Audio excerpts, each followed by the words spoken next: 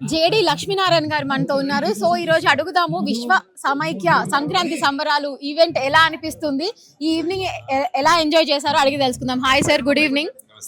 ముందుగా మీకు మా 99 టీవీ తరఫున సంక్రాంతి శుభాకాంక్షలు. సో చెప్పండి సార్, మీకు ఎలా అనిపిస్తుంది ఈరోజు ఈవినింగ్? 99 టీవీ రీసెంట్ గా డిజిటల్ కూడా మొదలు పెట్టింది కాబట్టి సంక్రాంతి సందర్భంగా తోట చంద్రశేఖర్ గారు ఈ ఆల్మోస్ట్ 30-35 ఛానల్స్ తో రావడం అది చాలా ముఖ్యమైన విషయం. ముఖ్యంగా ఏంటంటే భారతదేశం, విశేషంగా ఆంధ్రప్రదేశ్ తీసుకుంటే ఇది వ్యవసాయ ప్రాధాన్యత దేశం కాబట్టి సంక్రాంతి అన్నది వ్యవసాయదారులకు చాలా ముఖ్యమైన పండుగ.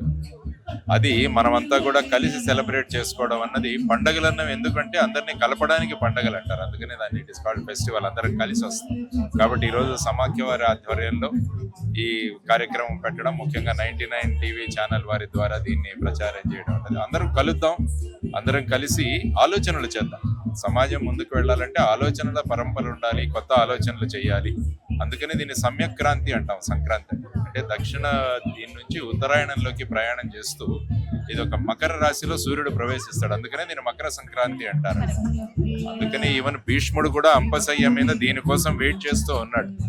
తర్వాత ఉత్తర దీంట్లో వెళ్ళిన తర్వాతనే సంక్రమణం జరిగిన తర్వాతనే ఆయన ప్రాణాలు వదిలేశారు, అంత ప్రాధాన్యం. సో ముఖ్యంగా రైతుల గురించి, రైతుల సమస్యల గురించి మాట్లాడుకునే ఒక గొప్ప అవకాశం, కొత్త ఆలోచనలు చేయడానికి. అందుకనే పాత ఆలోచనలని భోగి మంటల్లో వేసి కొత్త ఆలోచనలో మొదలవుతాం. కాబట్టి ఈ పండుగ సందర్భంగా ముఖ్యంగా సమాఖ్య వారు చేస్తున్న ఈ కార్యక్రమానికి అభినందనలు.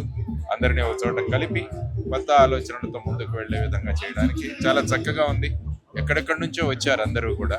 ఎందుకంటే ముఖ్యంగా మీరు గోదావరి జిల్లాల్లో చూసుకుంటే ఫారిన్ లో ఉన్న వాళ్ళందరూ కూడా వస్తారు. అందులో కూడా చాలా మంది వచ్చారు. ఇక్కడ ఒక అందరినీ కలిసే అవకాశం ఇది కల్పించి, కాబట్టి వారికి అభినందనలు తెలియజేస్తున్నాను సమాఖ్య. Thank you so much sir.